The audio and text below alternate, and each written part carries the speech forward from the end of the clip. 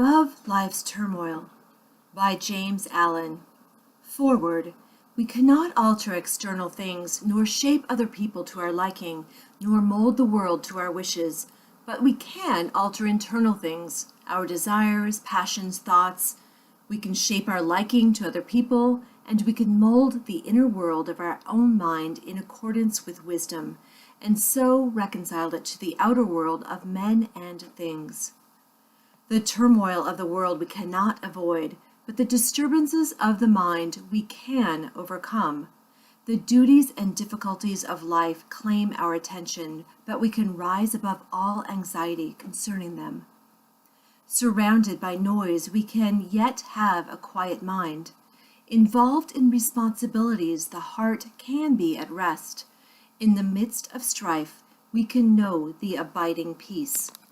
The 20 pieces which comprise this book, unrelated as some of them are in the letter, will be found to be harmonious in the spirit, in that they point the reader towards those heights of self-knowledge and self-conquest which, rising above the turbulence of the world, lift their peaks where the heavenly silence reigns.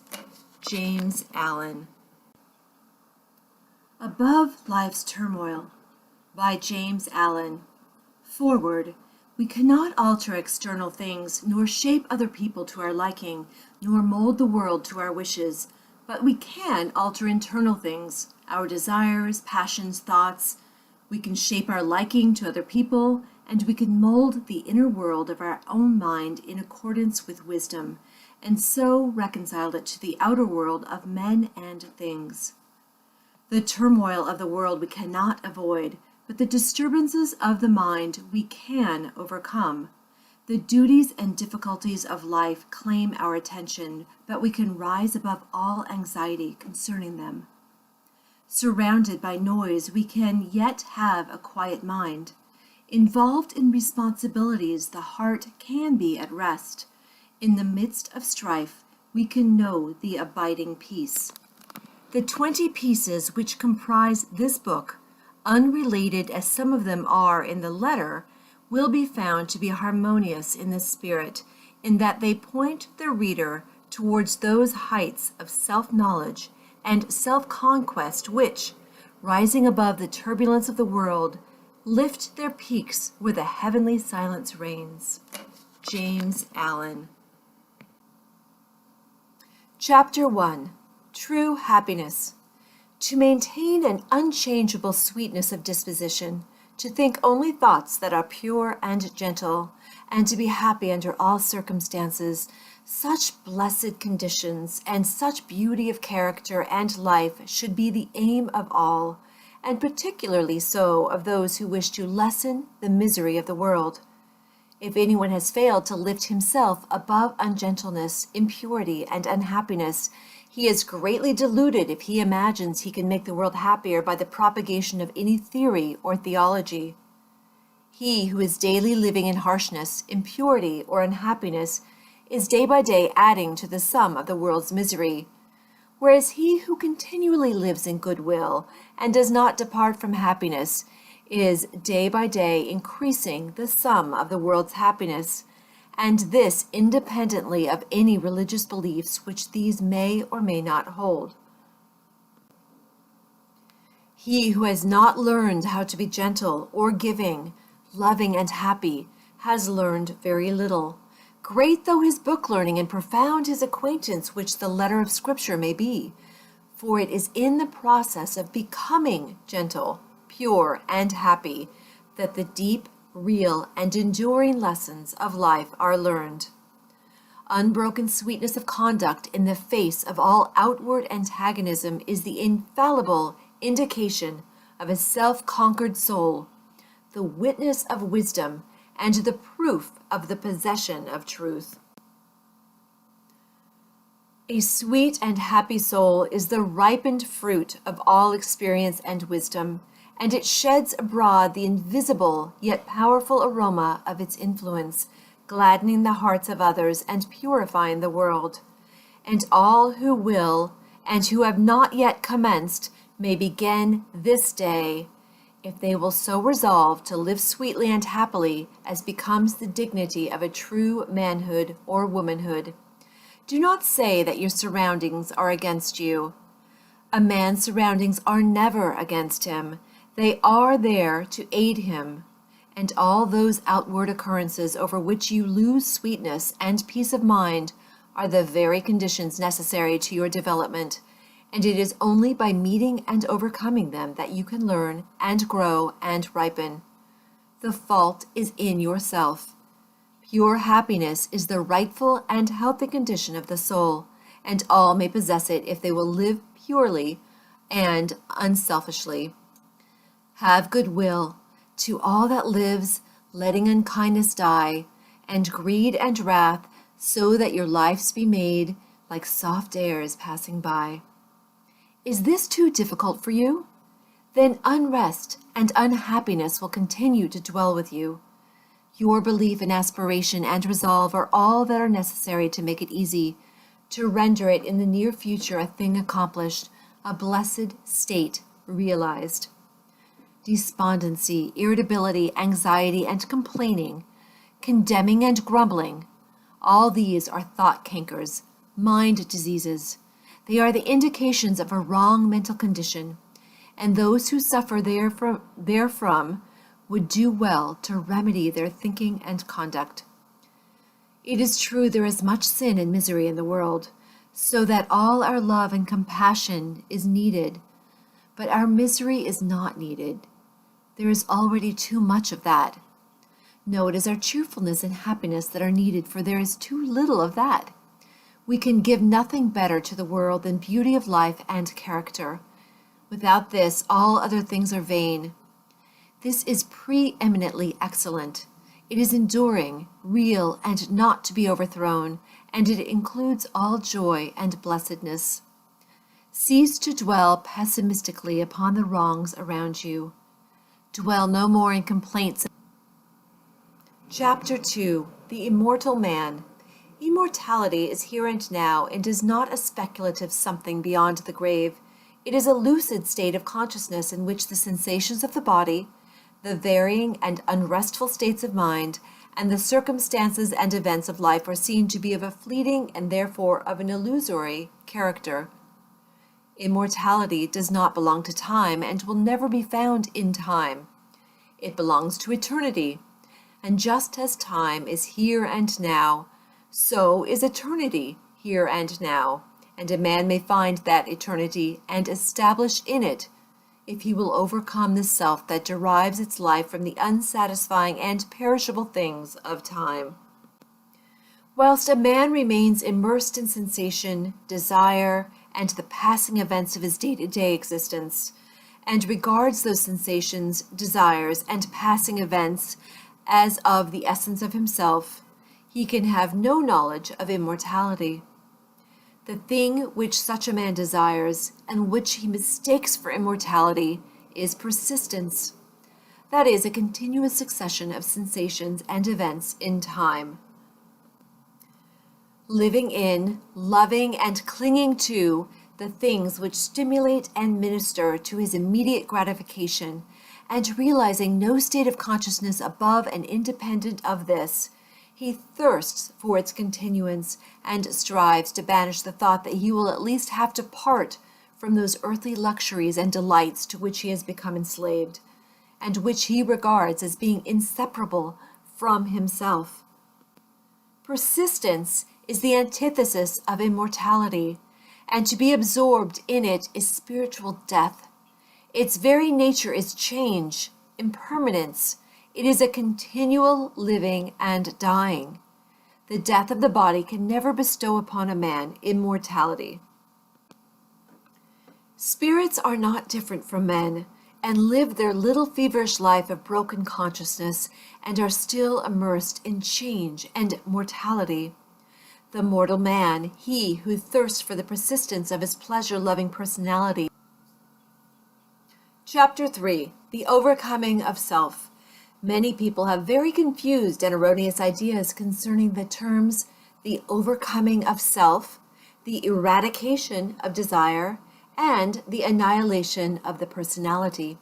Some, particularly the intellectual who are prone to theories, regard it as the metaphysical theory altogether apart from life and conduct, while others conclude that it is the crushing out of all life, energy, and action, and the attempt to idealize stagnation and death.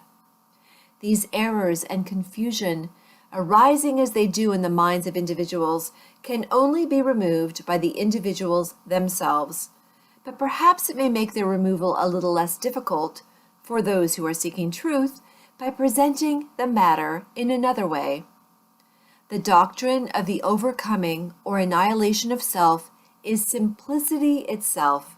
Indeed, so simple, practical, and close at hand is it that a child of 5 whose mind has not yet become clouded with theories, theological schemes, and speculative philosophies would be far more likely to comprehend it than many older people who have lost their hold upon simple and beautiful truths by the adoption of complicated theories. The annihilation of self consists in weeding out and destroying all those elements in the soul which lead to division, strife, suffering, disease, and sorrow. It does not mean the destruction of any good and beautiful and peace-producing quality. For instance, when a man is tempted to irritability or anger, and by a great effort overcomes the selfish tendency, casts it from himself, and acts from the spirit of patience and love, in that moment of self-conquest, he practices the annihilation of self.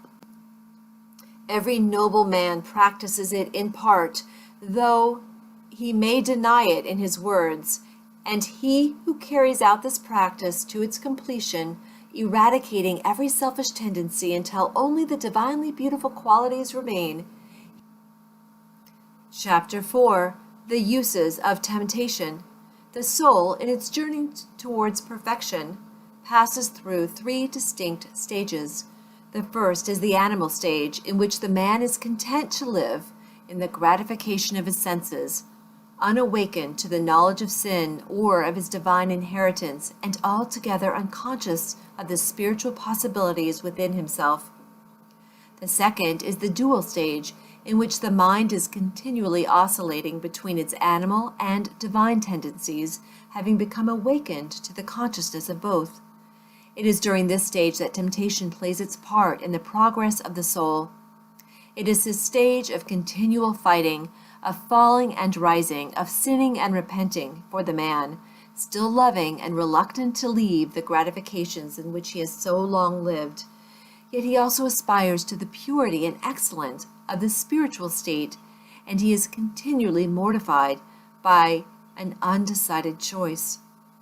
Urged on by the divine life within him, this stage becomes at last one of deep anguish and suffering, and then the soul is ushered into the third stage, that of knowledge, in which the man rises above both sin and temptation and enters into peace. Temptation, like contentment in sin, is not a lasting condition, as the majority of people suppose. It is a passing phase, an experience through which the soul must pass.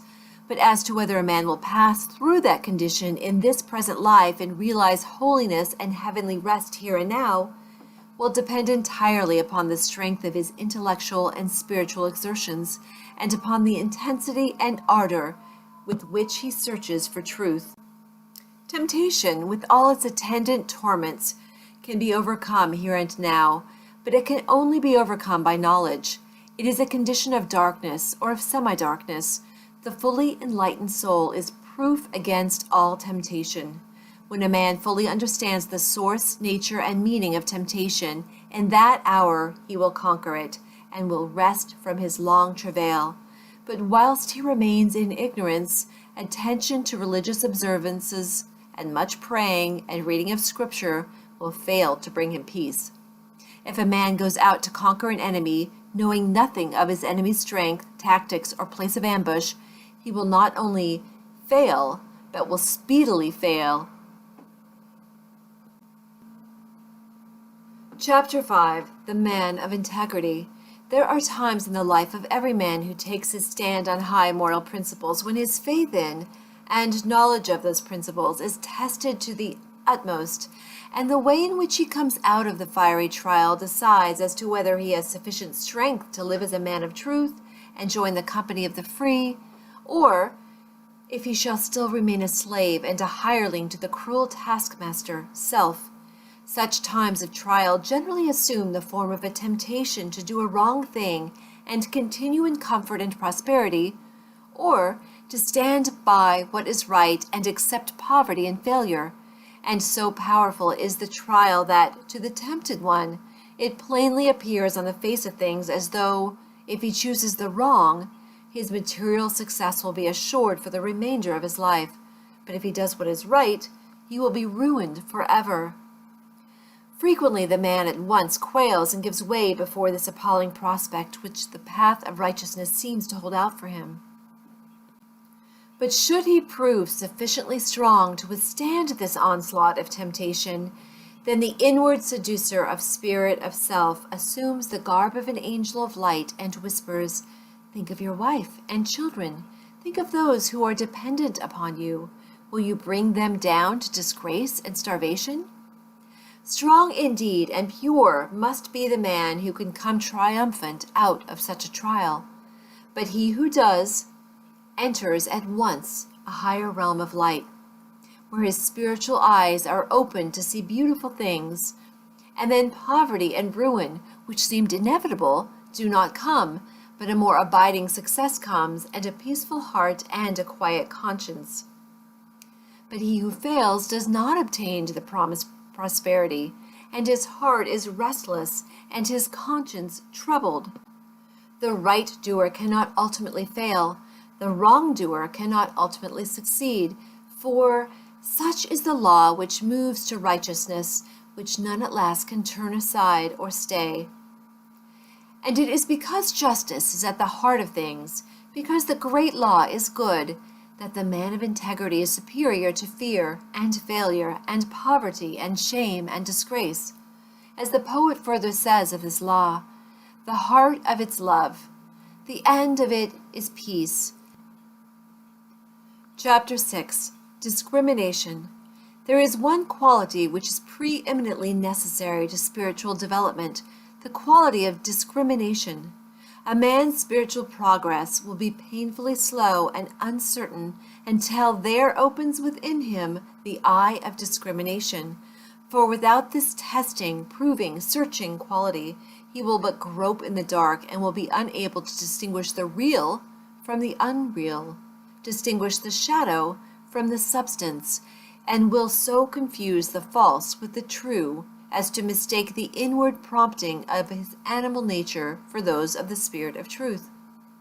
A blind man left in a strange place may go grope his way in darkness, but not without much confusion and many painful falls and bruisings. Without discrimination, a man is mentally blind, and his life is a painful groping in darkness, a confusion in which vice and virtue are indistinguishable one from the other, where facts are confounded with truth, opinions with principles, and where ideas, events, men, and things appear to be out of all relation to each other. A man's mind and life should be free from confusion. He should be prepared to meet every mental, material, and spiritual difficulty, and should not be inextricably caught, as many are, in the meshes of doubt, indecision, and uncertainty when troubles and so-called misfortunes come along. He should be fortified against every emergency that can come against him, but such mental preparedness and strength cannot be attained in any degree without discrimination, and discrimination can only be developed by bringing into play and constantly exercising the analytical faculty. Mind, like muscle, is developed by use, and the assiduous exercise of the mind in any given direction will develop, in that direction, mental capacity and power. The merely critical faculty is developed and strengthened by continuously comparing and analyzing the ideas and opinions of others. But discrimination is something more and greater than criticism. It is a spiritual quality from which the cruelty and egotism which so frequently accompany criticism are eliminated, and by virtue of which a man sees things as they are, and not as he would like them to be. Discrimination, being a spiritual quality, can only be developed by spiritual methods, namely by questioning, examining, and analyzing one's own ideas, opinions, and conduct. The critical, fault-finding faculty must be withdrawn from its merciless application to the Chapter 7, Belief, the Basis of Action. Belief is an important word in the teachings of the wise, and it figures prominently in all religions. According to Jesus, a certain kind of belief is necessary for salvation or regeneration, and Buddha definitely taught that right belief is the first and most essential step in the way of truth, as without right belief there cannot be right conduct, and he who has not yet learned how to rightly govern and conduct himself has not yet comprehended the simplest rudiments of truth. Belief, as laid down by the great teachers, is not belief in any particular school, philosophy, or religion, but consists of an attitude of mind determining the whole course of one's life. Belief and conduct are, therefore, inseparable, for the one determines the other. Belief is the basis of all action, and, this being so, the belief which dominates the hearts or mind is shown in the life. Every man acts, thinks, lives in exact accordance with the belief which is rooted in his innermost being. And such is the mathematical nature of the laws which govern mind, that it is absolutely impossible for anyone to believe in two opposing conditions at the same time. For instance, it is impossible to believe in justice and injustice, hatred and love, peace and strife, self and truth. Every man believes in one or the other of these opposites, never in both, and the daily conduct of every man indicates the nature of his belief. The man who believes in justice, who regards it as an eternal and indestructible principle, never boils over with righteous indignation, does not grow cynical and pessimistic over the inequalities of life, and remains calm and untroubled through all trials and difficulties. It is impossible for him to act otherwise, for he believes that justice reigns, and that, therefore, all that is called injustice is fleeting. The man who is continually getting enraged over the injustice of his fellow men, who talks about himself being badly treated, or who mourns over the lack of justice in the world around him, shows by his conduct, his attitude of mind, that he believes in injustice. However he may protest to the contrary, in his inmost heart he believes that confusion and chaos are dominant in the universe, and that the result is he dwells in misery and unrest, and his conduct is faulty. Again, he who believes in love, in its stability and power, practices it under all circumstances, never deviates from it, and bestows it alike upon enemies as upon friends. He who slanders and condemns, who speaks disparagingly of others or regards them with contempt. Chapter 12. The Reign of Law. The little party gods have had their day. The arbitrary gods, creatures of human caprice and ignorance, are falling into disrepute. Men have quarreled over and defended them until they have grown weary of the strife, and now, everywhere, they are relinquishing and breaking up these helpless idols of their long worship. The god of revenge, hatred, and jealousy, who gloats over the downfall of his enemies. The partial god who gratifies all our narrow and selfish desires.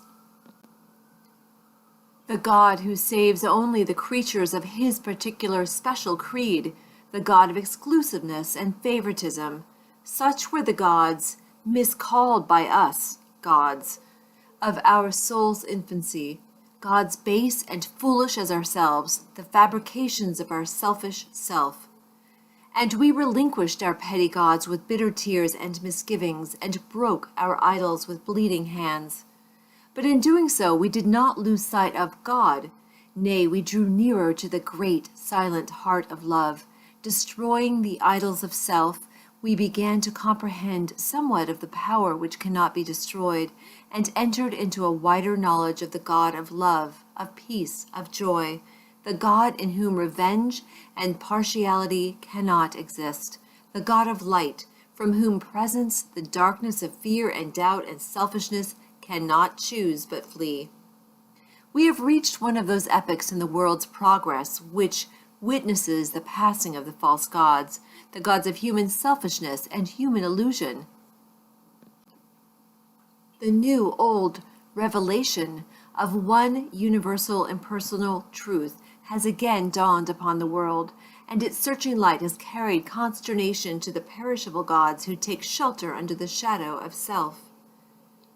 Men have lost faith in a God who can be cajoled, who rules arbitrarily, subverting the whole order of things to gratify the wishes of his worshippers, and are turning with a new light in their eyes and a new joy in their hearts to the God of law.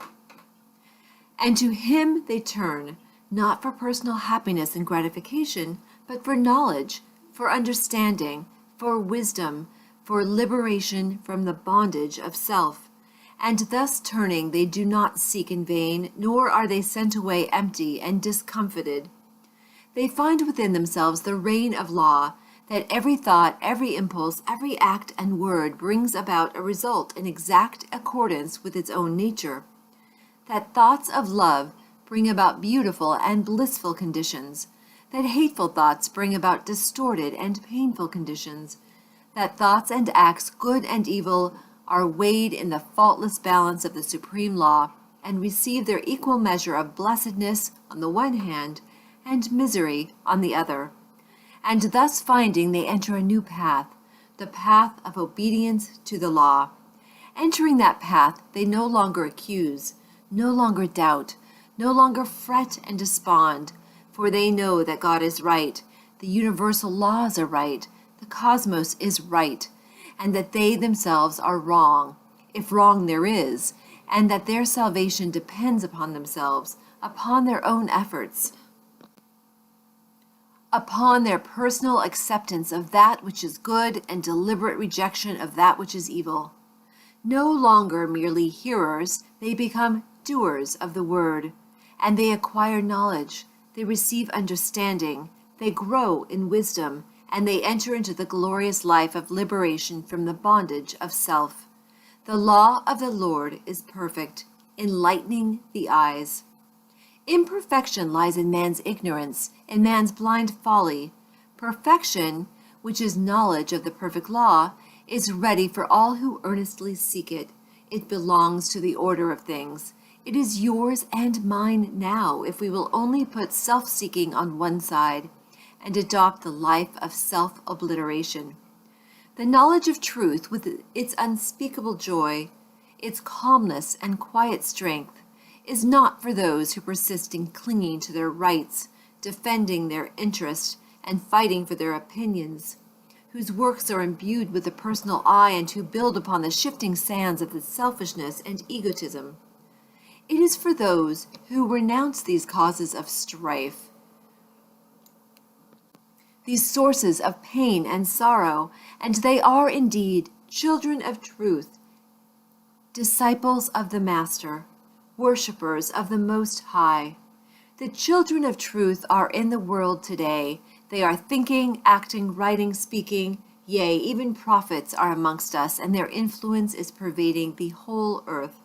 An undercurrent of holy joy is gathering force in the world, so that men and women are moved with new aspirations and hopes, and even those who neither see nor hear feel within themselves strange yearnings after a better and fuller life.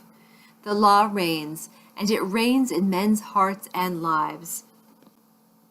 And they have come to understand the reign of law, who have sought out the tabernacle of the true God by the fair pathway of unselfishness. God does not alter for man, for this would mean that the perfect must become imperfect. Man must alter for God, and this implies that the imperfect must become perfect. The law cannot be broken for man, otherwise confusion would ensue. Man must obey the law. This is in accordance with harmony order, justice. There is no more painful bondage than to be at the mercy of one's inclinations, no greater liberty than utmost obedience to the law of being. And the law is that the heart shall be purified, the mind regenerated, and the whole being brought into subjection to love, till self is dead, and love is all in all. For the reign of law is the reign of love. And love waits for all, rejecting none. Love may be claimed and entered into now, for it is the heritage of all. Ah, beautiful truth, to know that now man may accept his divine heritage and enter the kingdom of heaven. Oh, pitiful error, to know that man rejects it because of love of self. Obedience to the law means the destruction of sin and self and the realization of unclouded joy and undying peace. Clinging to one's selfish inclinations means the drawing about one's soul clouds of pain and sorrow, which darken the light of truth, the shutting out of oneself from all real blessedness, for whatsoever a man sows, that shall he also reap. Verily the law reigneth, and reigneth forever, and justice and love are its eternal ministers. Chapter 8. Belief that saves. It has been said that a man's whole life and character is the outcome of his belief, and also that his belief has nothing whatever to do with his life. Both statements are true. The confusion and contradiction of these two statements is only apparent and is quickly dispelled when it is remembered that there are two entirely distinct kinds of beliefs, namely head belief and heart belief. Head, or intellectual belief, is not fundamental and causative, but it is superficial and consequent, and that it has no power in the molding of a man's character, the most superficial observer may easily see. Take, for instance, half a dozen men from any creed. They not only hold the same theological belief, but confess the same articles of faith in every particular, and yet their characters are vastly different. One will be just as noble as another is ignoble. One will be mild and gentle, another coarse and irascible. One will be honest, another dishonest. One will indulge certain habits which another will rigidly abjure, and so on, plainly indicating that theological belief is not an influential factor in a man's life. A man's theological belief is merely his intellectual opinion or view of the universe. Behind and underneath this head belief, there lies, deeply rooted in his innermost being, the hidden, silent, secret belief of his heart, and it is this belief which molds and makes his whole life. It is this which makes those 6 men who, whilst holding the same theology, so vastly at variance in their deeds, they differ in their vital belief of the heart. What then is this heart belief? It is that which a man loves and clings to and fosters in his soul, for he thus loves and clings to and fosters in his heart because he believes in them, and believing in them and loving them, he practices them. Thus is his life the effect of his belief, but it has no relation to the particular creed which compromises his intellectual belief. One man clings to impure and immoral things because he believes in them. Another does not cling to them because he has ceased to believe in them. A man cannot cling to anything unless he believes in it. Belief always precedes action. Therefore, a man's deeds and life are the fruits of his belief. The priest and the Levite who passed by the injured and helpless man held, no doubt, very strongly to the theological doctrines of their fathers. That was their intellectual belief, but in their hearts they did not believe in mercy, and so lived and acted accordingly.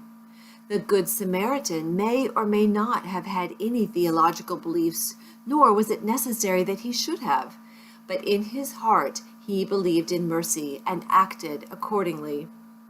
Strictly speaking, there are only two beliefs in which vitally affect the life, and they are belief in good and belief in evil.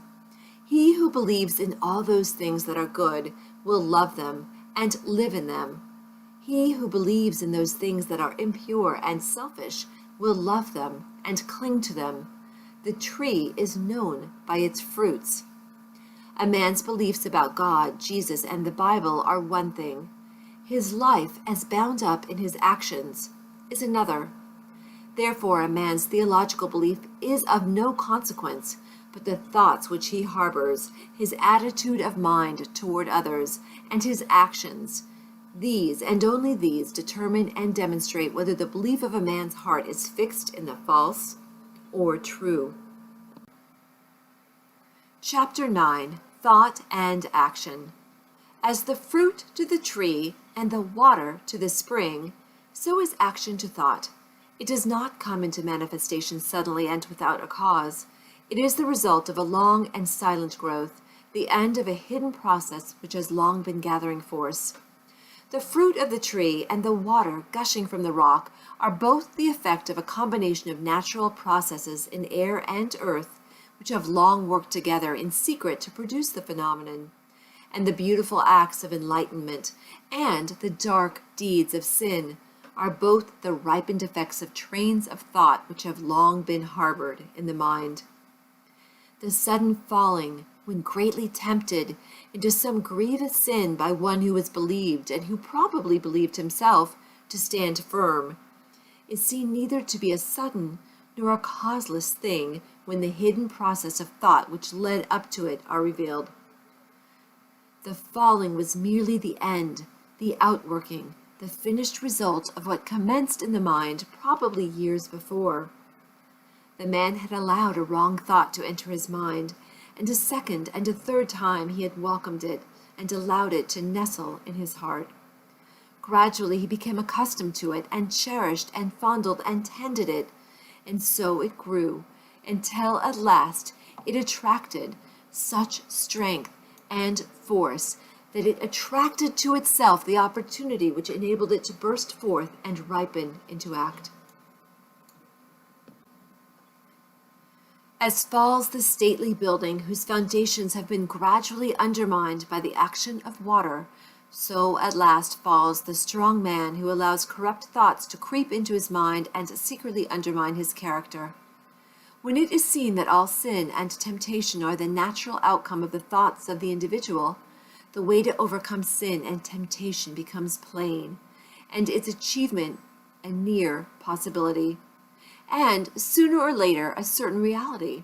For if a man will admit, cherish, and brood upon thoughts that are pure and good, those thoughts, just as surely as the impure, will grow and gather force, and will at last attract to themselves the opportunities which will enable them to ripen into act. There is nothing that shall not be revealed, and every thought that is harbored in the mind must, by virtue of the impelling force which is inherent in the universe, at last blossom into act good or act bad, according to its nature.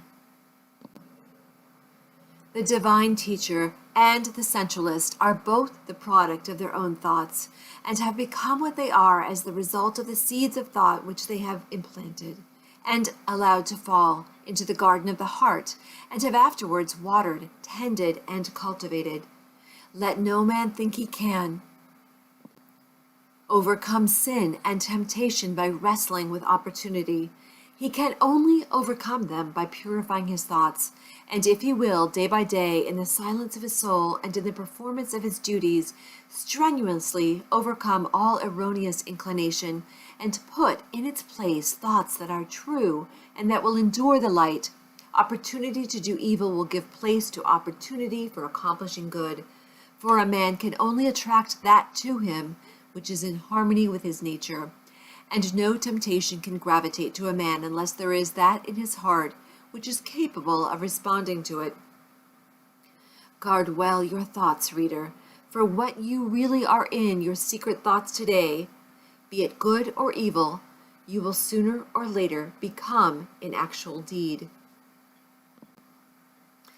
He who unwaringly guards the portals of his mind against the intrusion of sinful thoughts and occupies himself with loving thoughts, with pure, strong, and beautiful thoughts, will, when the season of their ripening comes, bring forth the fruits of gentle and holy seeds, and no temptation that can come against him shall find him unarmed or unprepared.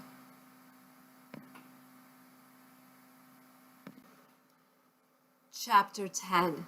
Your mental attitude. As a being of thought, your dominant mental attitude will determine your condition in life. It will also be the gauge of your knowledge and the measures of your attainment.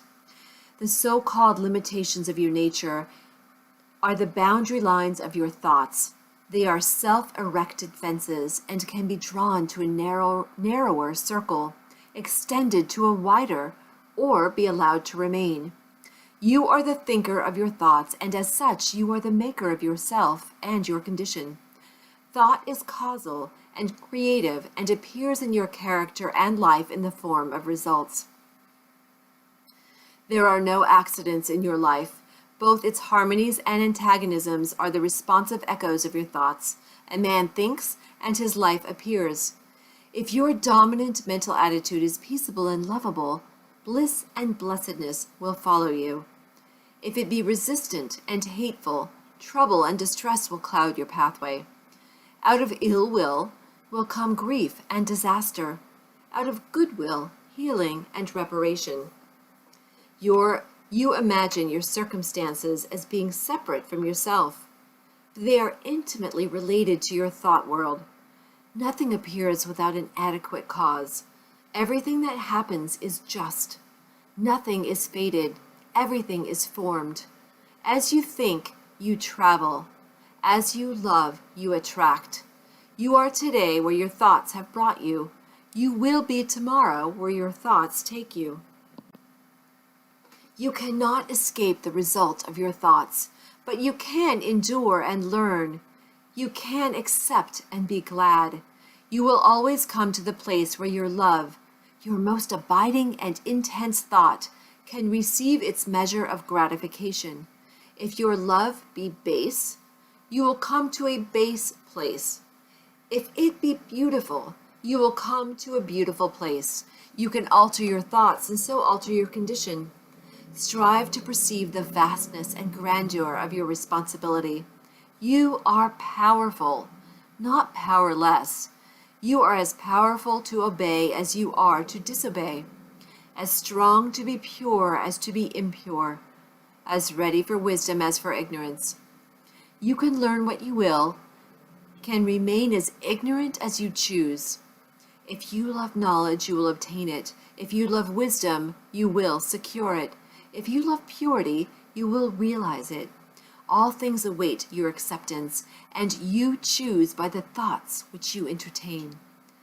A man remains ignorant because he loves ignorance, and chooses ignorant thoughts. A man becomes wise because he loves wisdom, and chooses wise thoughts. No man is hindered by another, he is only hindered by himself. No man suffers because of another, he suffers only because of himself. By the noble gateway of pure thought you can enter the highest heaven. By the ignoble doorway of impure thought you can descend into the lowest hell. Your mental attitude towards others will faithfully react upon yourself and will manifest in every relation of your life. Every impure and selfish thought that you send out comes back to you in your circumstances in some form of suffering. Every pure and unselfish thought returns to you in some form of blessedness. Your circumstances are effects of which the cause is inward and invisible. As the father-mother of your thoughts, you are the maker of your state and condition. When you know yourself, you will perceive that every event in your life is weighed in the faultless balance of equity. When you understand the law within your mind, you will cease to regard yourself as the impotent and blind tool of circumstances, and will become the strong and seeing master. Chapter 11. Sowing and Reaping. Go into the fields and country lanes in the springtime, and you will see farmers and gardeners busy sowing seeds in the newly prepared soil. If you were to ask any one of those gardeners or farmers what kind of produce he expected from the seed he was sowing, he would doubtless regard you as foolish, and would tell you that he does not expect at all, that it is a matter of common knowledge that his produce will be of the kind which he is sowing, and that he is sowing wheat or barley or turnips, as the case may be, in order to reproduce that particular kind. Every fact and process in nature contains a moral lesson for the wise man. There is no law in the world of nature around us which is not to be found operating with the same mathematical certainty in the mind of man and in human life. All the parables of Jesus are illustrative of this truth and are drawn from the simple facts of nature. There is a process of seed sowing in the mind and life, a spiritual sowing which leads to a harvest according to the kind of seed sown. Thoughts, words, and acts are seeds sown, and by the inviolable law of things, they produce after their kind. The man who thinks hateful thoughts brings hatred upon himself. The man who thinks loving thoughts is loved. The man whose thoughts, words, and acts are sincere is surrounded by sincere friends. The insincere man is surrounded by insincere friends. The man who sows wrong thoughts and deeds and prays that God will bless him is in the position of a farmer who, having sown tares, asks God to bring forth for him a harvest of wheat. That which ye sow ye reap. See yonder fields. The sesamum was sesamum. The corn was corn. The silence and the darkness knew. So is a man's fate born. He cometh reaper of the things he sowed. He who would be blessed, let him scatter blessings. He who would be happy, let him consider the happiness of others. Then there is another side to this seed sowing. The farmer must scatter all his seeds upon the land, and then leave them to the elements. Were he to covetously hoard his seed, he would lose both it and his produce, for his seed would perish. It perishes when he sows it, but in perishing it brings forth a great abundance. So in life we get by giving. We grow rich by scattering. The man who says he is in possession of knowledge which he cannot give out because the world is incapable of receiving it, either does not possess such knowledge, or, if he does, will soon be deprived of it, if he is not already so deprived. To hoard is to lose. To exclusively retain is to be dispossessed. Even the man who would increase his material wealth must be willing to part with or invest what little capital he has, and then wait for the increase. So long as he retains his hold on his precious money, he will not only remain poor, but will be growing poorer every day. He will, after all, lose the things he loves, and will lose them without increase. But if he wisely lets go, if, like the farmer, he scatters his seeds of gold, then he can faithfully wait for and reasonably expect the increase. Men are asking God to give them peace and purity and righteousness and blessedness, but are not obtaining these things. And why not? Because they are not practicing them, not sowing them. I once heard a preacher pray very earnestly for forgiveness, and shortly thereafter, in the course of his sermon, he called upon his congregation to show no mercy to the enemies of his church. Such self-delusion is pitiful, and men have yet to learn that the way to obtain peace and blessedness is to scatter peaceful and blessed thoughts, words, and deeds. Men believe that they can sow the seeds of strife, impurity, and unbrotherliness, and then gather in a rich harvest of peace, purity, and concord by merely asking for it. What more pathetic sight than to see an irritable and quarrelsome man praying for peace? Men reap that which they sow, And any man can reap all blessedness now and at once if he will put aside selfishness and sow or broadcast the seeds of kindness, gentleness, and love. If a man is troubled, perplexed, sorrowful, or unhappy, let him ask, "What mental seeds have I been sowing? What seeds am I sowing? What have I done for others? What is my attitude toward others? What seeds of trouble and sorrow and unhappiness have I sown that I should thus reap these bitter weeds?"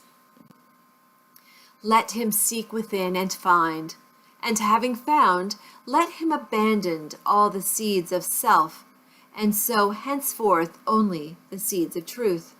Let him learn of the farmer the simple truths of wisdom. Chapter 14. The Use of Reason. We have heard it said that reason is a blind guide, and that it draws men away from truth rather than leading them to it. If this were true, it were better to remain or to become unreasonable and to persuade others so to do. We have found, however, that the diligent cultivation of the divine faculty of reason brings about calmness and mental poise, and enables one to meet cheerfully the problems and difficulties of life. It is true there is a higher light than reason, even that of the spirit of truth itself, but without the aid of reason, truth cannot be apprehended. They who refuse to trim the lamp of reason will never, whilst they so refuse, perceive the light of truth. For the light of reason is a reflection of that light. Reason is a purely abstract quality and comes midway between the animal and divine consciousness in man, and leads, if rightly employed, from the darkness of one to the light of the other. It is true that reason may be enlisted in the service of the lower, self-seeking nature, but this is only a result of its partial and imperfect exercise.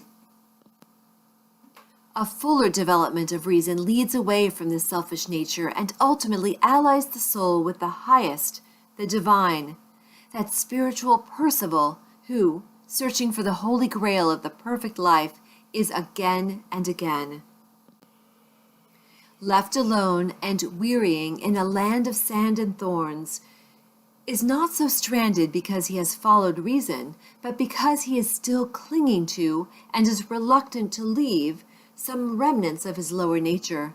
He who will use the light of reason as a torch to search for truth will not be left at last in comfortless darkness. Come now, and let us reason together, saith the Lord. Though your sins be as scarlet, they shall be as white as snow. Many men and women pass through untold sufferings, and at last die in their sins, because they refuse to reason, because they cling to those dark delusions which even a faint glimmer of the light of reason would dispel. And all must trust their reason freely, fully, and faithfully, who would exchange the scarlet robe of sin and suffering for the white garment of blamelessness and peace. It is because we have proved and know these truths that we exhort men to tread the middle road, whose course bright reason traces and soft quiet smooths. For reason leads away from passion and selfishness into the quiet ways of sweet persuasion and gentle forgiveness, and he will never be led astray, nor will he follow blind guides, who faithfully adheres to the apostolic injunction, prove all things, and hold fast that which is good. They, therefore, who despise the light of reason, despise the light of truth. Large numbers of people are possessed of the strange delusion that reason is somehow intimately connected with the denial of the existence of God. This is probably due to the fact that those who try to prove that there is no God usually profess to take their stand upon reason, while those who try to prove the reverse generally profess to take their stand on faith. Such argumentative combatants, however, are frequently governed more by prejudice than either reason or faith, their object being not to find truth, but to defend and confirm a preconceived opinion. Reason is concerned not with ephemeral opinions, but with the established truth of things, and he who is possessed of the faculty of reason in its purity and excellence can never be enslaved by prejudice, and will put from him all preconceived opinions as worthless. He will neither attempt to prove nor disprove, but after balancing extremes and bringing together all apparent contradictions, he will carefully and dispassionately weigh and consider them, and so arrive at truth. Reason is in reality associated with all that is pure and gentle, moderate and just. It is said of a violent man that he is unreasonable, of a kind and considerate man that he is reasonable, and of an insane man that he has lost his reason. Thus it is seen that the word is used, even to a great extent unconsciously, though none the less truly, in a very comprehensive sense. And though reason is not actually love and thoughtfulness and gentleness and sanity, it leads to and is intimately connected with these divine qualities and cannot, except for purposes of analysis, be dissociated from them. Reason represents all that is high and noble in a man. It distinguishes him from the brute which blindly follows its animal inclinations, and just in the degree that man disobeys the voice of reason and follows his inclinations, does he become brutish. As Milton says, reason in man obscured or not obeyed, immediately inordinate desires and upstart passions catch the government from reason, and to servitude reduce man till then free. The following definition of reason from Nuttall's dictionary will give some idea of the comprehensiveness of the word. The cause, ground, principle, or motive of anything said or done. Efficient cause, final cause, the faculty of intelligence in man, especially the faculty by which we arrive at necessary truth. It will thus be seen that reason is a term, the breadth of which is almost sufficient to embrace even truth itself.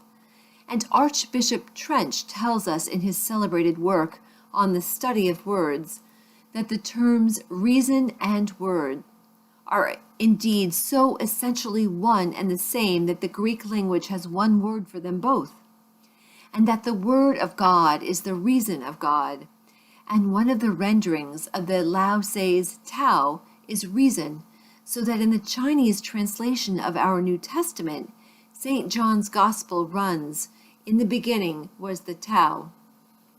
To the developed, undeveloped, and uncharitable mind, all words have narrow applications, but as a man enlarges his sympathies and broadens his intelligence, words become filled with rich meanings and assume comprehensive proportions.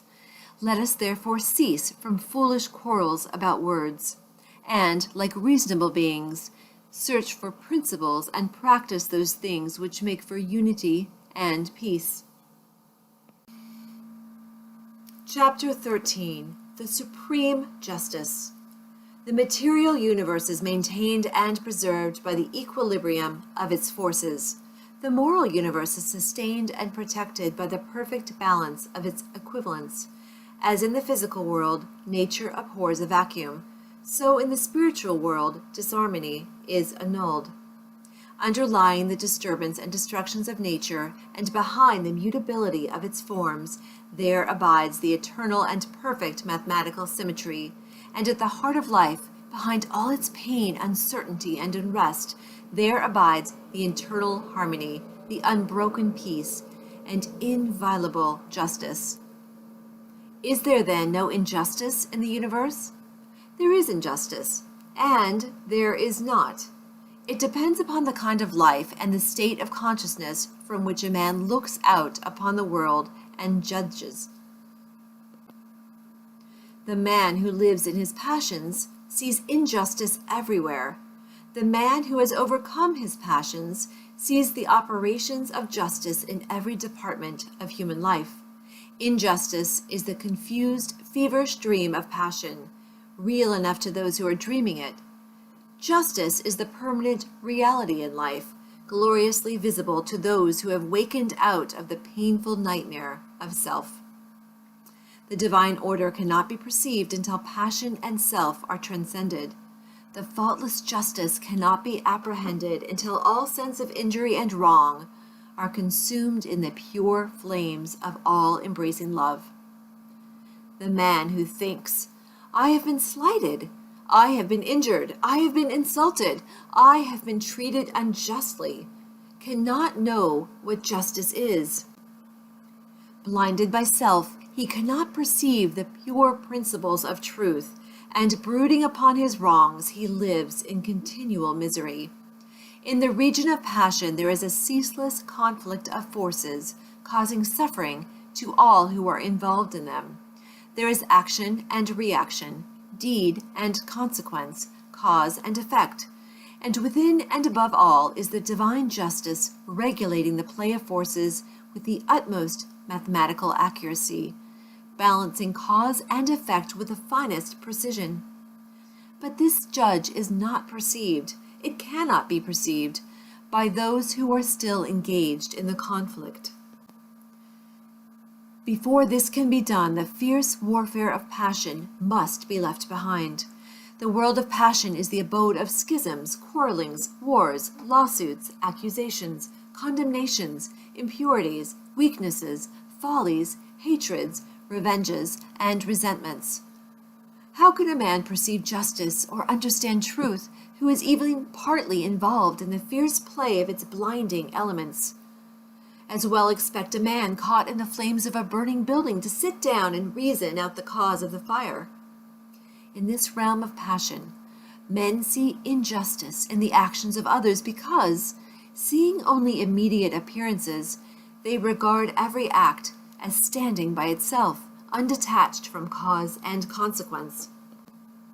Having no knowledge of cause and effect in the moral sphere, men do not see the exacting and balancing process which is momentarily proceeding, nor do they ever regard their own actions as unjust, but only the actions of others.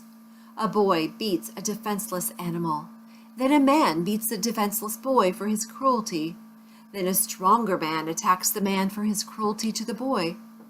Each believes the other to be unjust and cruel, and himself to be just and humane, and doubtless most of all would the boy justify his conduct toward the animal as altogether necessary. Thus does ignorance keep alive hatred and strife. Thus do men blindly inflict suffering upon themselves, living in passion and resentment, and not finding the true way in life. Hatred is met with hatred, passion with passion, strife with strife. The man who kills is himself killed. The thief who lives by depriving others is himself deprived. The beast that preys on others is hunted and killed. The accuser is accused. The condemner is condemned. The denouncer is persecuted. By this the slayer's knife doth stab himself. The unjust judge has lost his own defender. The false tongue dooms its lie. The creeping thief and spoiler rob to render. Such is the law. Passion also has its active and passive sides, fool and fraud, oppressor and slave, aggressor and retaliator, the charlatan and the superstitious. They complement each other and come together by the operation of the law of justice. Men unconsciously cooperate in the mutual production of affliction. The blind lead the blind, and both fall together into the ditch. Pain, grief, sorrow, and misery are the fruits of which passion is the flower. Where the passion-bound soul sees only injustice, the good man, he who has conquered passion, sees cause and effect, sees the supreme justice. It is impossible for such a man to regard himself as treated unjustly because he has ceased to see injustice. He knows that no one can injure or cheat him, having ceased to injure or cheat himself. However passionately or ignorantly men may act towards him, it cannot cause him any pain, for he knows that whatever comes to him, and it may be abuse and persecution, It can only come as the effect of what he himself has formerly sent out. He therefore regards all things as good, rejoices in all things, loves his enemy, and blesses them that curse him, regarding them as the blind but beneficent instruments by which he is enabled to pay his moral debts to the great law. The good man, having put away all resentment, retaliation, self-seeking, and egotism, has arrived at a state of equilibrium and has thereby become identified with the eternal and universal equilibrium. Having lifted himself above the blind forces of passion, he understands those forces, contemplates them with a calm, penetrating insight, like the solitary dweller upon a mountain who looks down upon the conflict of the storms beneath his feet. For him, injustice has ceased, and he sees ignorance and suffering on the one hand, and enlightenment and bliss on the other. He sees that not only do the fool and the slave need his sympathy, but that the fraud and the oppressor are equally in need of it, and so his compassion is extended towards all. The supreme justice and the supreme love are one. Cause and effect cannot be avoided. Consequences cannot be escaped. While a man is given to hatred, resentment, anger, and condemnation, he is subject to injustice as the dreamer to his dream, and cannot do otherwise than see injustice. But he who has overcome those fiery and binding elements knows that unerring justice presides over all, that in reality there is no such thing as injustice in the whole of the universe. Chapter 20. Pleasant Pastures of Peace. He who aspires to the bettering of himself and humanity should ceaselessly strive to arrive at the exercise of that blessed attitude of mind by which he is enabled to put himself, mentally and sympathetically, in the place of others, and so, instead of harshly and falsely judging them, and thereby making himself unhappy without adding to the happiness of those others, he will enter into their experience, will understand their particular frame of mind, and will feel for them and sympathize with them. One of the great obstacles to the attainment of such an attitude of mind is prejudice, and until this is removed, it is impossible to act toward others as we would wish others to act toward us. Prejudice is destructive of kindness, sympathies, love, and true judgment, and the strength of a man's prejudice will be the measure of his harshness and unkindness towards others, for prejudice and cruelty are inseparable. There is no rationality in prejudice, and immediately it is aroused in a man, he ceases to act as a reasonable being, and gives way to rashness, anger, and injurious excitement. He does not consider his words, nor regard the feelings and liberties of those against whom his prejudice are directed. He has, for the time being, forfeited his manhood, and has descended to the level of an irrational creature. While a man is determined to cling to his preconceived opinions, mistaking them for truth, and refuses to consider dispassionately the position of others, he cannot escape hatred nor arrive at blessedness. The man who strives after gentleness, who aspires to act unselfishly toward others, will put away all his passionate prejudice and petty opinions, and will gradually acquire the power of thinking and feeling for others, of understanding their particular state of ignorance or knowledge, and thereby entering fully into their hearts and lives, sympathizing with them and seeing them as they are. Such a man will not oppose himself to the prejudices of others by introducing his own, but will seek to allay prejudice by introducing sympathy and love, striving to bring out all that is good in men, encouraging the good by appealing to it, and discouraging the evil by ignoring it. He will realize that good in the unselfish efforts of others, though their outward methods may be very different from his own, and will so rid his heart of hatred, and will fit it with love and blessedness. When a man is prone to harshly judge and condemn others, he should inquire how far he falls short himself. He should also reconsider those periods of suffering when he himself was misjudged and misunderstood, and gathering wisdom and love from his own bitter experience, should studiously and self-sacrificingly refrain from piercing with anguish hearts that are yet too weak to ignore, too immature and uninstructed to understand. Sympathy is not required towards those who are purer and more enlightened than oneself, as the purer one lives above the necessity for it.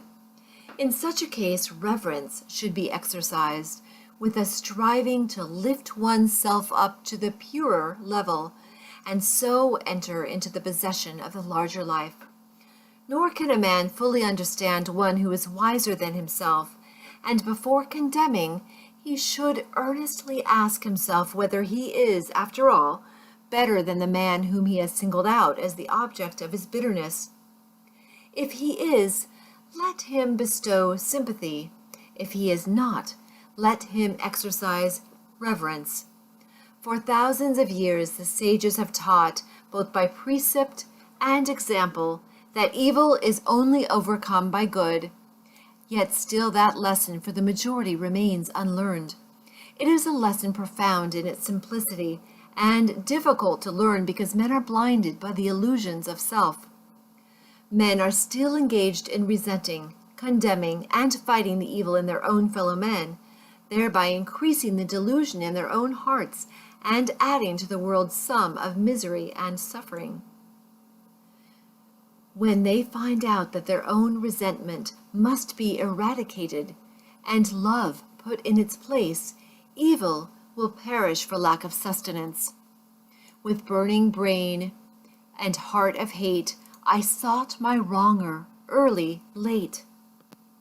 And all the wretched day and night, my dream and thought was slay and slay. My better self rose uppermost, the beast within my bosom lost itself in love. Peace from afar shone over me radiant like a star. I slew my wronger with a deed of love. I made him bleed with kindness, and I filled for years his soul with tenderness and tears. Dislike, resentment, and condemnation are all forms of hatred, and evil cannot cease until these are taken out of the heart. But the obliterating of injuries from the mind is merely one of the beginnings in wisdom. There is a still higher and better way, and that way is so to purify the heart and enlighten the mind that, far from having to forget injuries, there will be none to remember. For it is only pride and self that can be injured and wounded by the actions and attitudes of others. And he who takes pride and self out of his heart can never think the thought, I have been injured by another, or I have been wronged by another. From a purified heart proceeds the right comprehension of things. And from the right comprehension of things proceeds the life that is peaceful, freed from bitterness and suffering, calm and wise. He who thinks, this man has injured me, has not perceived the truth in life. He falls short of that enlightenment which disperses the erroneous idea of evil as a thing to be hatefully resented. He who is troubled and disturbed about the sins of others is far from truth. He who is troubled and disturbed about his own sins is very near to the gate of wisdom. He in whose heart the flames of resentment burn cannot know peace nor understand truth. He who will banish resentment from his heart will know and understand. He who has taken evil out of his heart cannot resent or resist it in others, for he is enlightened as to its origin and nature and knows it as a manifestation of the mistakes of ignorance. With the increase of enlightenment, sin becomes impossible. He who sins does not understand. He who understands does not sin. The pure man maintains his tenderness of heart towards those who ignorantly imagine they can do him harm. The wrong attitude of others toward him does not trouble him. His heart is at rest in compassion and love. Blessed is he who has no wrongs to remember, no injuries to forget, in whose pure heart no hateful thought about another can take root and flourish. Let those who aim at the right life, who believe that they love truth, cease to passionately oppose themselves to others, and let them strive to calmly and wisely understand them, and in thus acting toward others they will be conquering themselves. And while sympathizing with others, their own souls will be fed with the heavenly dews of kindness, and their hearts be strengthened and refreshed in the pleasant pastures of peace. Chapter 15. Self-Discipline. A man does not live until he begins to discipline himself. He merely exists. Like an animal, he gratifies his desires and pursues his inclinations just where they may lead him. He is happy as a beast is happy, because he is not conscious of what he is depriving himself. He suffers as the beast suffers because he does not know the way out of suffering. He does not intelligently reflect upon life and lives in a series of sensations, longings, and confused memories which are unrelated to any central idea or principle. A man whose inner life is so ungoverned and chaotic must necessarily manifest this confusion in the visible conditions of his outer life in this world. And though for a time, running with the stream of his desires, he may draw to himself a more or less large share of the outer necessities and comforts of life, he never achieves any real success, nor accomplishes any real good, and sooner or later worldly failure and disaster are inevitable as the direct result of the inward failure to properly adjust and regulate those mental forces which make the outer life. Before a man accomplish anything of an enduring nature in the world, he must first acquire some measure of success in the management of his own mind. This is as mathematical a truism as that 2 and 2 are 4. For out of the heart are the issues of life. If a man cannot govern the forces within himself, he cannot hold a firm hand upon the outer activities which form his visible life. On the other hand, as a man succeeds in governing himself, he rises higher and higher to levels of power and usefulness and success in the world. The only difference between the life of the beast and that of the undisciplined man is that the man has a wider variety of desires and experiences a greater intensity of suffering. It may be said of such a man that he is dead, being truly dead to self-control, chastity, fortitude, and all the nobler qualities which constitute life. In the consciousness of such a man, the crucified Christ lies entombed, awaiting that resurrection which shall revive the mortal sufferer and wake him up to a knowledge of the realities of his existence. With the practice of self-discipline, a man begins to live, for he then commences to rise above the inward confusion and to adjust his conduct to a steadfast center within himself. He ceases to follow where inclination leads him, reins in the steed of his desire, and lives in accordance with the dictates of reason and wisdom. Hitherto his life has been without purpose or meaning, but now he begins to consciously mold his own destiny. He is clothed and in his right mind. In the process of self-discipline, there are 3 stages, namely, 1. Control, 2. Purification, 3.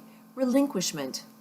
A man begins to discipline himself by controlling those passions which have hitherto controlled him. He resists temptation and guards himself against all those tendencies to selfish gratifications which are so easy and natural and which have formerly dominated him. He brings his appetite into subjection and begins to eat as a reasonable and responsible being, practicing moderation and thoughtfulness in the selection of his food, with the object of making his body a pure instrument through which he may live and act as becomes a man, and no longer degrading that body by pandering to gustatory pleasures. He puts a check upon his tongue, his temper, and, in fact, his every animal desire and tendency, and this he does by referring all his acts to a fixed center within himself. It is a process of living from within outward, instead of, as formerly, from without inward. He conceives of an ideal, and, enshrining that ideal in the sacred recesses of his heart, he regulates his conduct in accordance with its exaction and demands. There is a philosophical hypothesis that at the heart of every atom and every aggregation of atoms in the universe, there is a motionless center which is the sustaining source of all the universal activities. Be this as it may, there is certainly in the heart of every man and woman a selfless center, without which the outer man could not be, and the ignoring of which leads to suffering and confusion. This selfless center, which takes the form, in the mind, of an ideal of unselfish and spotless purity, the attainment of which is desirable, is man's eternal refuge from the storms of passion and all the conflicting elements of his lower nature.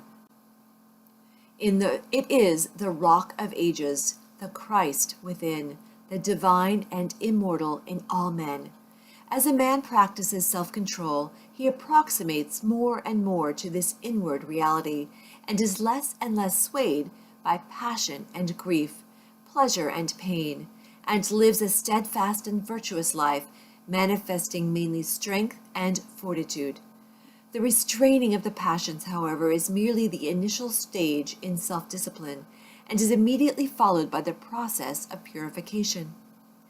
By this a man so purifies himself as to take passion out of the heart and mind altogether, not merely restraining it when it rises with him, but preventing it from rising altogether. By merely restraining his passions, a man can never arrive at peace. He can never actualize his ideal. He must purify those passions. It is in the purification of his lower nature that a man becomes strong and godlike, standing firmly upon the ideal center within, and rendering all temptations powerless and ineffectual. This purification is effected by thoughtful care, earnest meditation, and holy aspiration, and as success is achieved, confusion of mind and life pass away, and calmness of mind and spiritualized conduct ensure. True strength and power and usefulness are born of self-purification, for the lower animal forces are not lost, but are transmuted into intellectual and spiritual energy. The pure life, pure in thought and deed, is a life of conservation of energy. The impure life, even should the impurity not extend beyond thought, is a life of dissipation of energy. The pure man is more capable and therefore more fit to succeed in his plans and to accomplish his purposes than the impure. When the impure man fails, the pure man will step in and be victorious, because he directs his energies with a calmer mind and a greater definiteness and strength of purpose.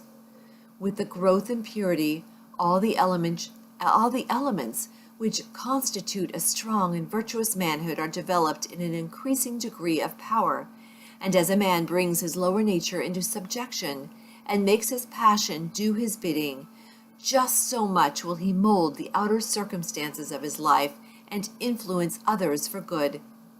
The third stage of self-discipline, that of relinquishment, is a process of letting the lower desires and all impure and unworthy thoughts drop out of the mind, and also refusing to give them any admittance, leaving them to perish. As a man grows pure, he perceives that all evil is powerless unless it receives his encouragement, and so he ignores it and lets it pass out of his life.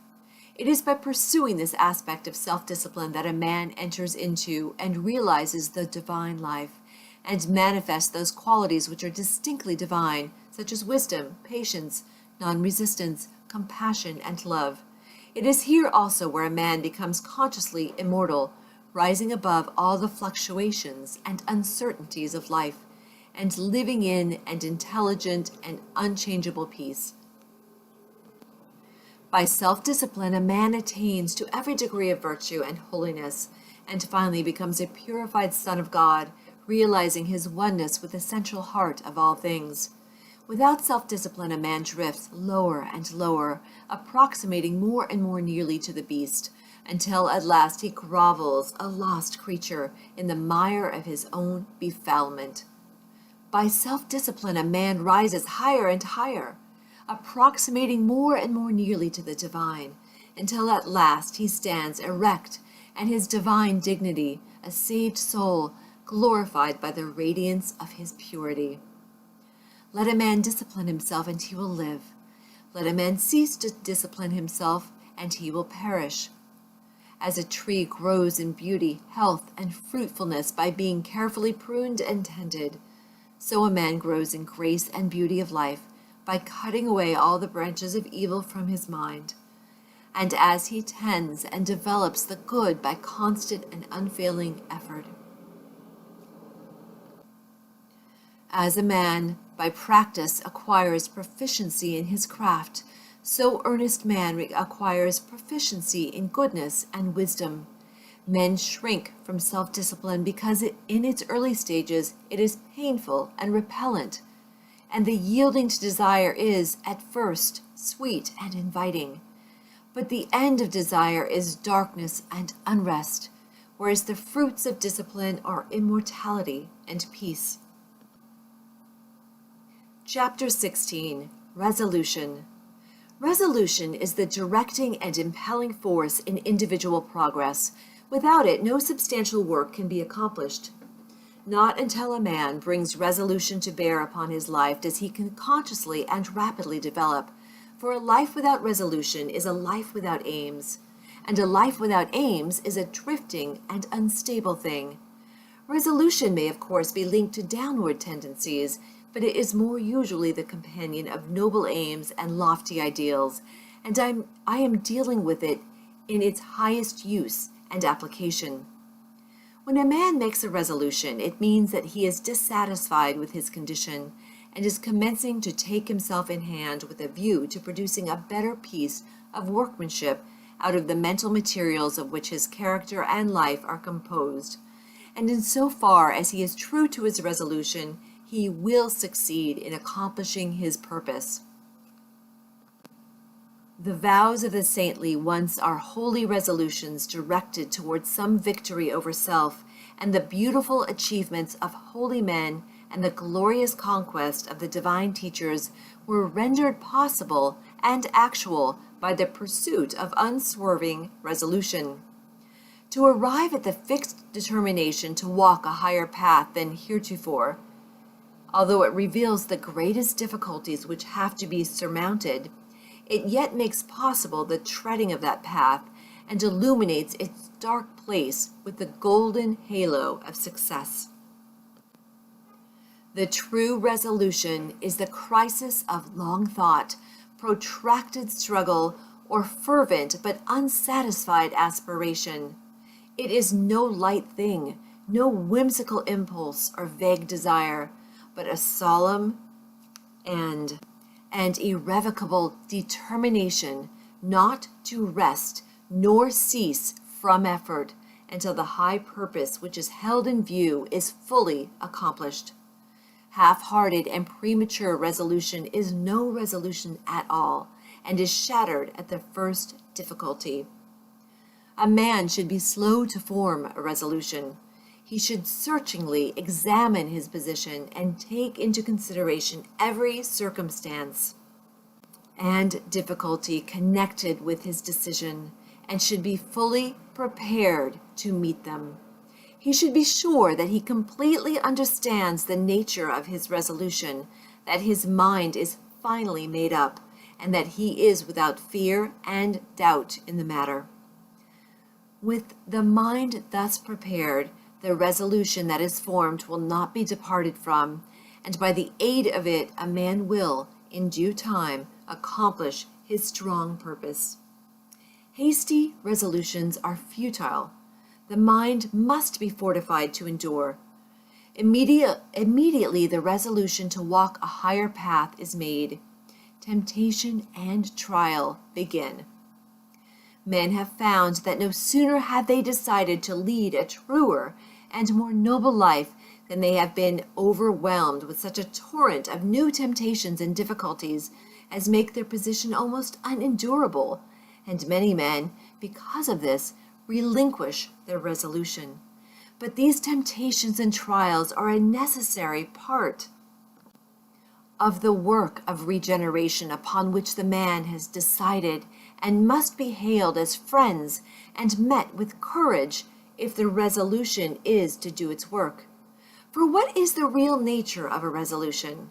Is it not the sudden checking of a particular stream of conduct, and the endeavor to open up an entirely new channel? Think of an engineer who decides to turn the course of a powerfully running stream or river in another direction.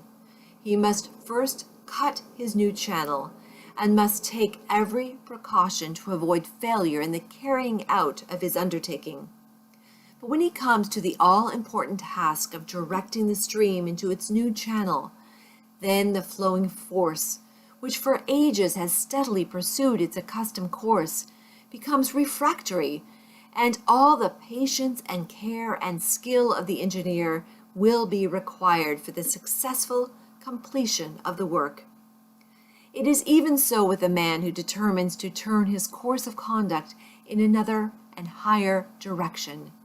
Having prepared his mind, which is the cutting of a new channel, he then proceeds to the work of redirecting his mental forces, which have hitherto flowed on uninterruptedly into the new course. Immediately this is attempted, the arrested energy begins to assert itself in the form of powerful temptations and trials hitherto unknown and unencountered. And this is exactly as it should be. It is the law, and the same law that is in the water is in the mind. No man can improve upon the established law of things, but he can learn to understand the law instead of complaining and wishing things were different.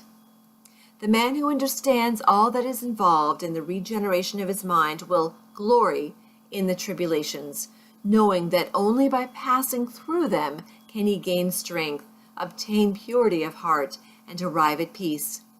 And as the engineer at last, perhaps after many mistakes and failures, succeeds in getting the stream to flow on peacefully in the broader and better channel, and the turbulence of the water is spent, and all dams can be removed, so the man of resolution at last succeeds in directing his thoughts and acts into the better and nobler way to which he aspires, and temptations and trials give place to steadfast strength and settled peace.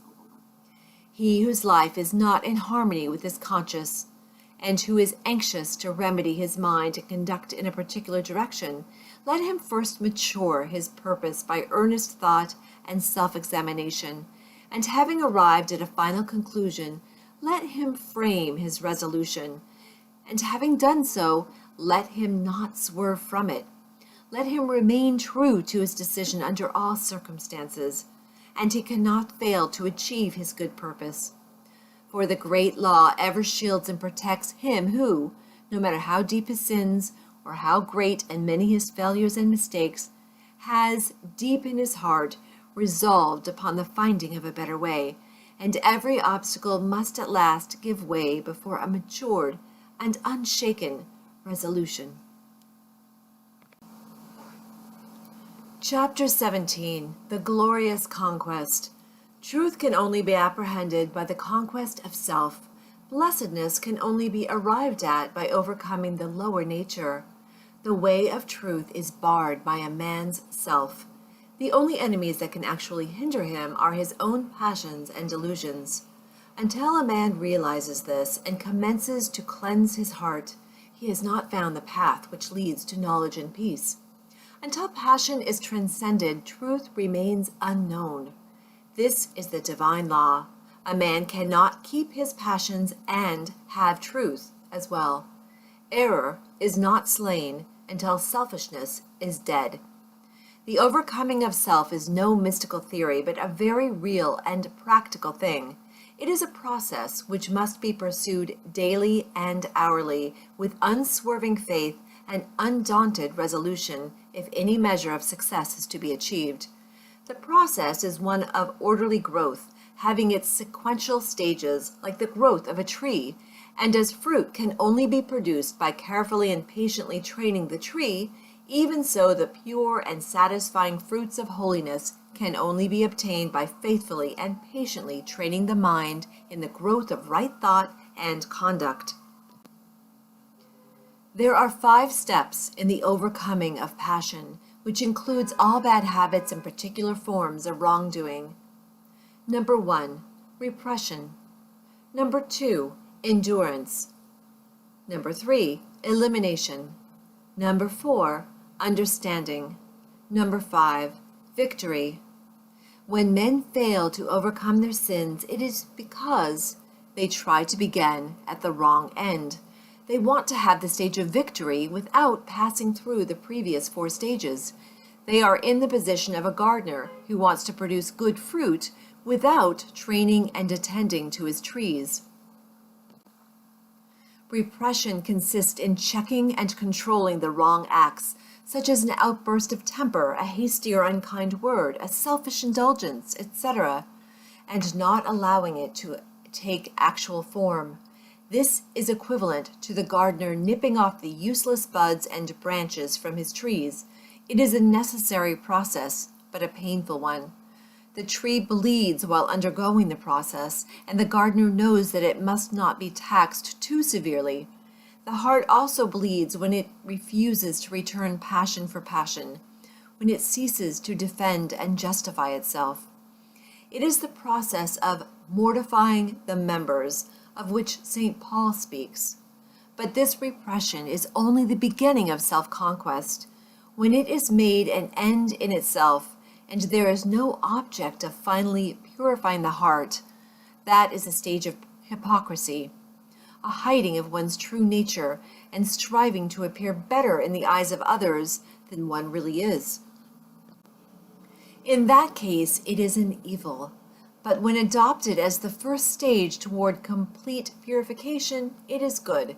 Its practice leads to the second stage of endurance, or forbearance, in which one silently endures the pain which arises in the mind when it is brought in contact with certain actions and attitudes of other minds toward one.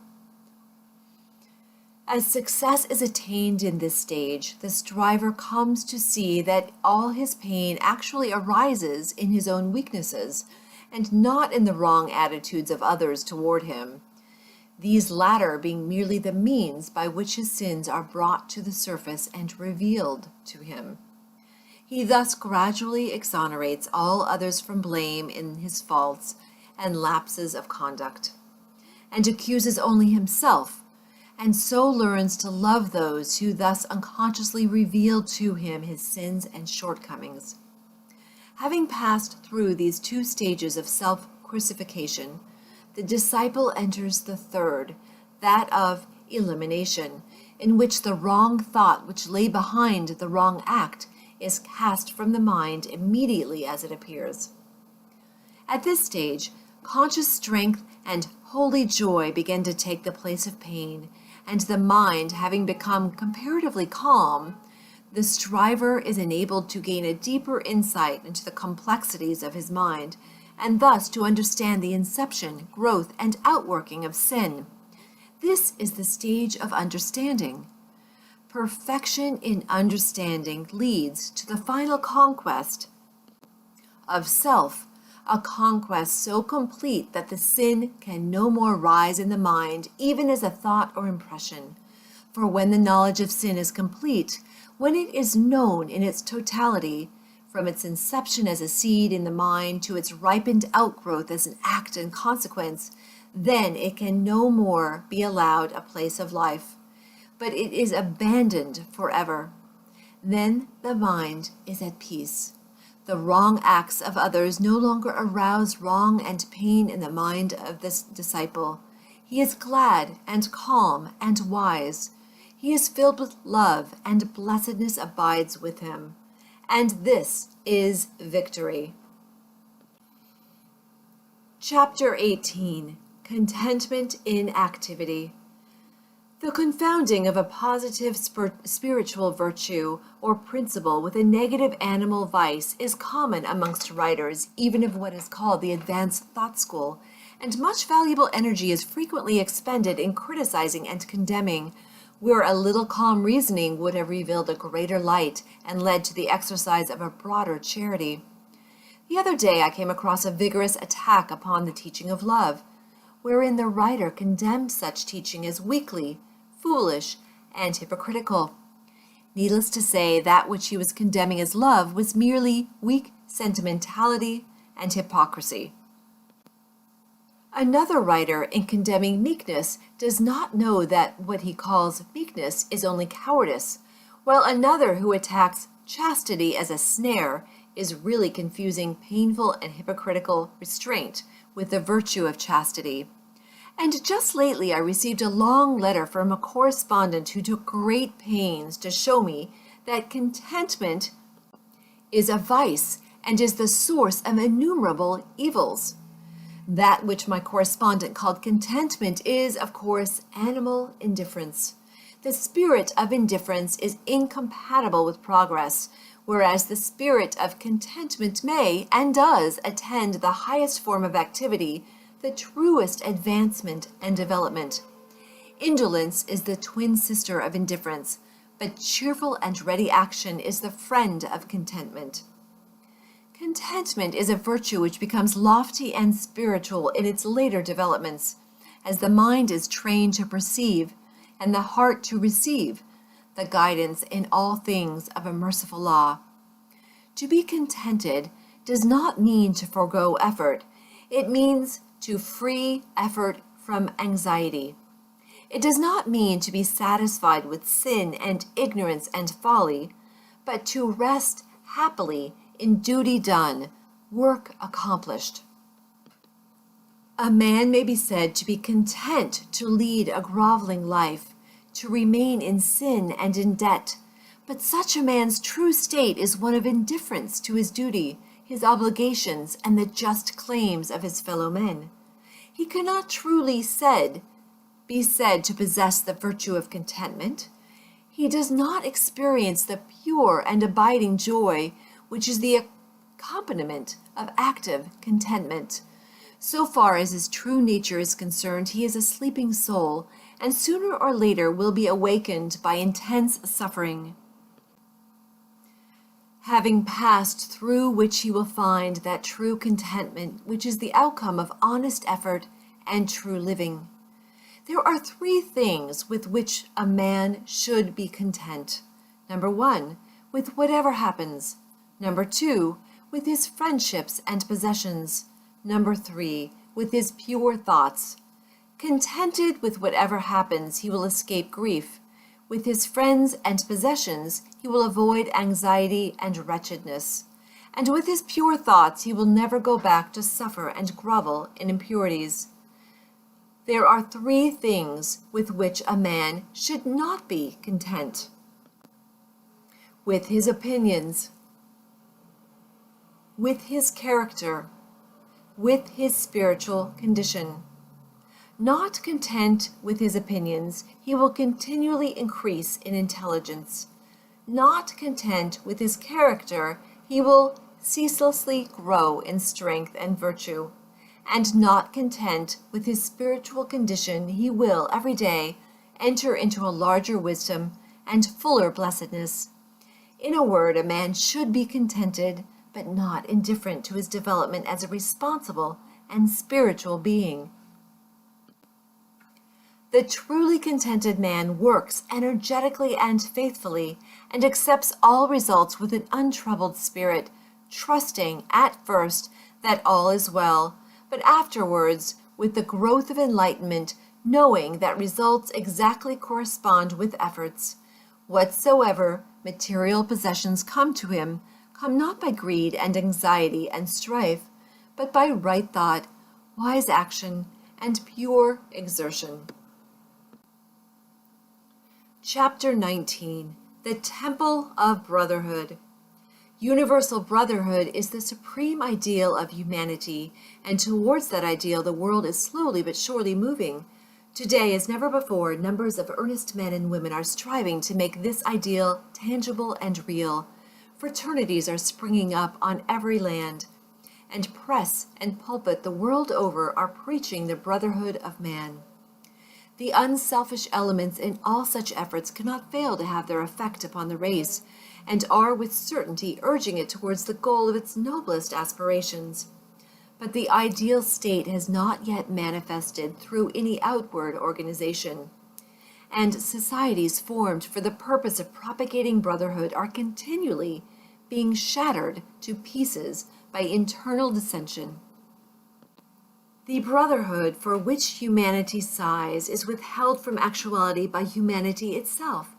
Nay, more, it is frustrated even by men who work zealously for it as a desirable possibility.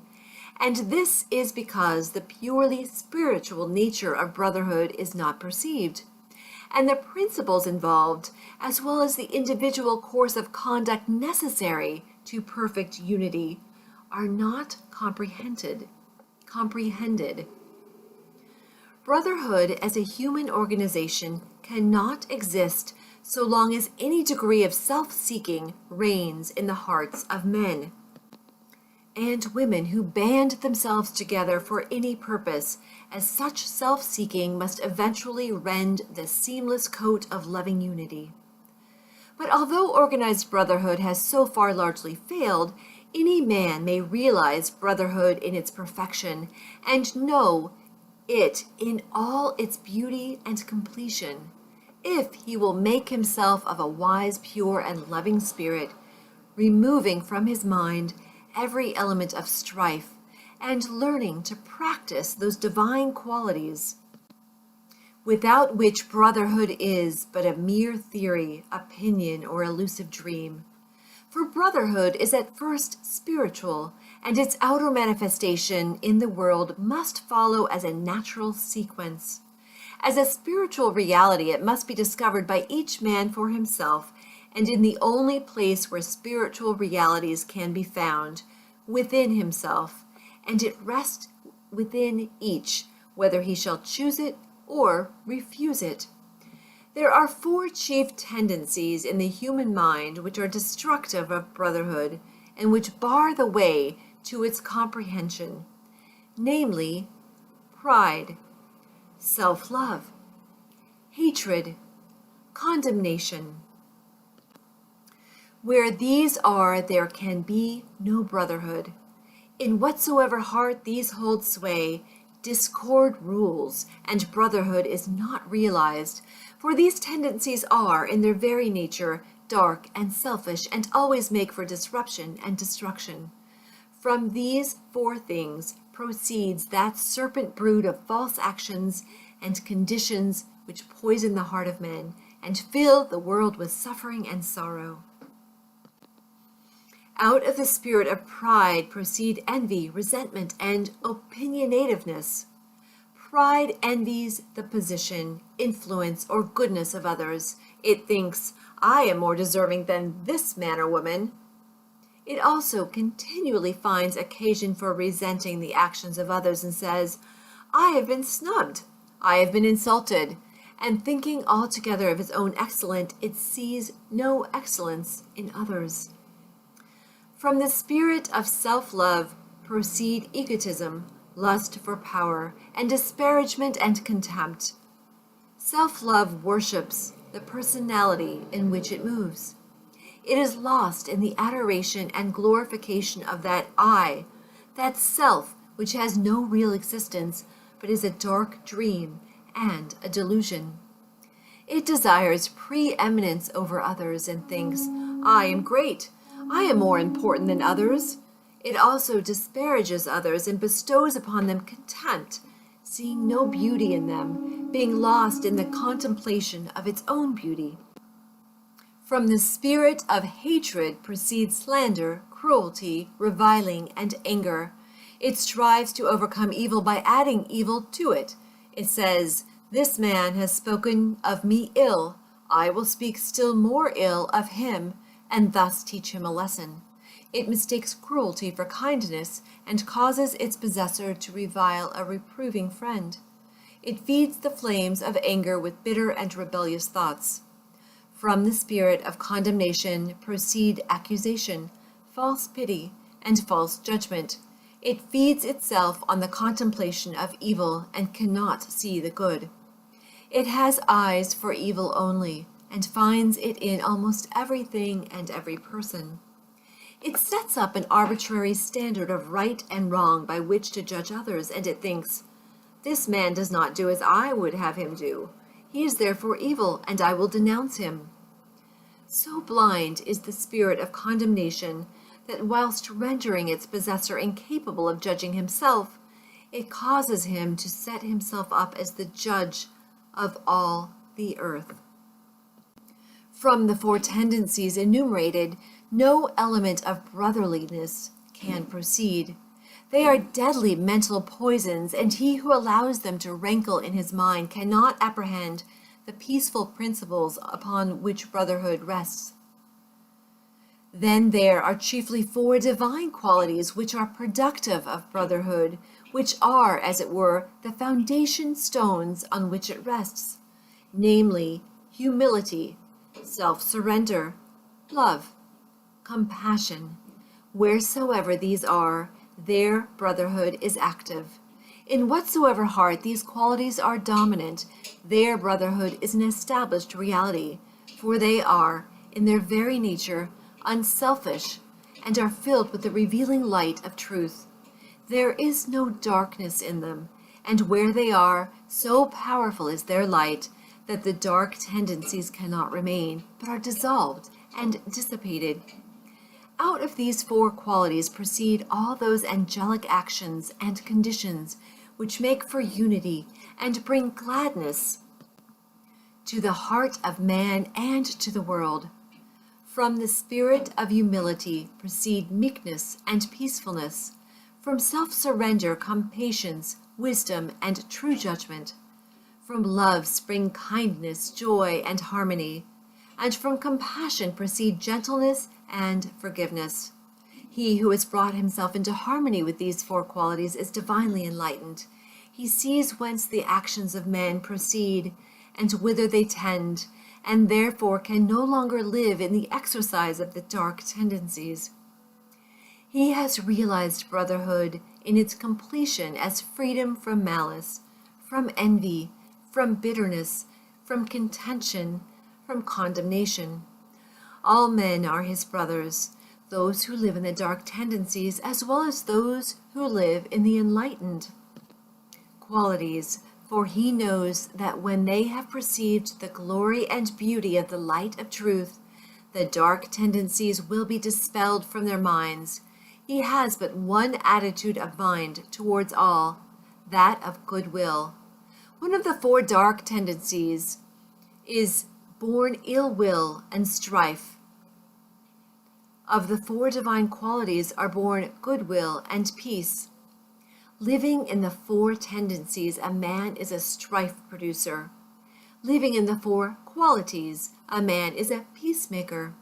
Involved in the darkness of the selfish tendencies, men believe that they can fight for peace, kill to make alive, slay injury by injuring, restore love by hatred, unity by contention, kindness by cruelty, and established brotherhood by erecting their own opinions, which they themselves will in the course of time abandon as worthless, as objects of universal adoration. The wished-for temple of brotherhood will be erected in the world when its four foundation stones of humility, self-surrender, love, and compassion are firmly laid in the hearts of men. For brotherhood consists, first of all, in the abandonment of self by the individual, and its after effects is unity between man and man. Theories and schemes for propagating brotherhood are many, but brotherhood itself is one of unchangeable and consists in the complete cessation from egotism and strife, and in practicing goodwill and peace. For brotherhood is a practice and not a theory. Self-surrender and goodwill are its guardian angels, and peace is its habitation. Where two are determined to maintain an opposing opinion, the clinging to self and ill will are there, and brotherhood is absent. Where two are prepared to sympathize with each other, to see no evil in each other, to serve and not to attack each other, the love of truth and goodwill are there, and brotherhood is present. All strifes, divisions, and wars inhere in the proud, unyielding self. All peace, unity, and concord inhere in the principles which the yielding up of self reveals. Brotherhood is only practiced and known by him whose heart is at peace with all the world. Chapter 20. Pleasant Pastures of Peace. He who aspires to the bettering of himself and humanity should ceaselessly strive to arrive at the exercise of that blessed attitude of mind by which he is enabled to put himself, mentally and sympathetically, in the place of others, and so, instead of harshly and falsely judging them, and thereby making himself unhappy without adding to the happiness of those others, he will enter into their experience, will understand their particular frame of mind, and will feel for them and sympathize with them.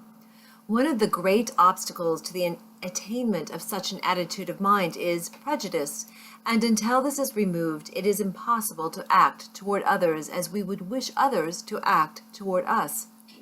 Prejudice is destructive of kindness, sympathies, love, and true judgment, and the strength of a man's prejudice will be the measure of his harshness and unkindness towards others, for prejudice and cruelty are inseparable. There is no rationality in prejudice, and immediately it is aroused in a man, he ceases to act as a reasonable being, and gives way to rashness, anger, and injurious excitement. He does not consider his words, nor regard the feelings and liberties of those against whom his prejudices are directed. He has, for the time being, forfeited his manhood, and has descended to the level of an irrational creature. While a man is determined to cling to his preconceived opinions, mistaking them for truth, and refuses to consider dispassionately the position of others, he cannot escape hatred nor arrive at blessedness.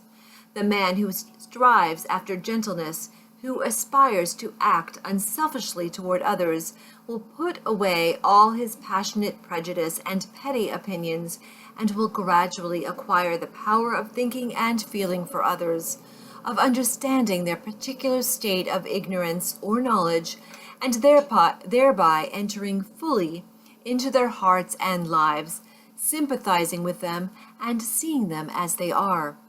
Such a man will not oppose himself to the prejudices of others by introducing his own, but will seek to allay prejudice by introducing sympathy and love, striving to bring out all that is good in men, encouraging the good by appealing to it, and discouraging the evil by ignoring it. He will realize that good in the unselfish efforts of others, though their outward methods may be very different from his own, and will so rid his heart of hatred, and will fit it with love and blessedness. When a man is prone to harshly judge and condemn others, he should inquire how far he falls short himself.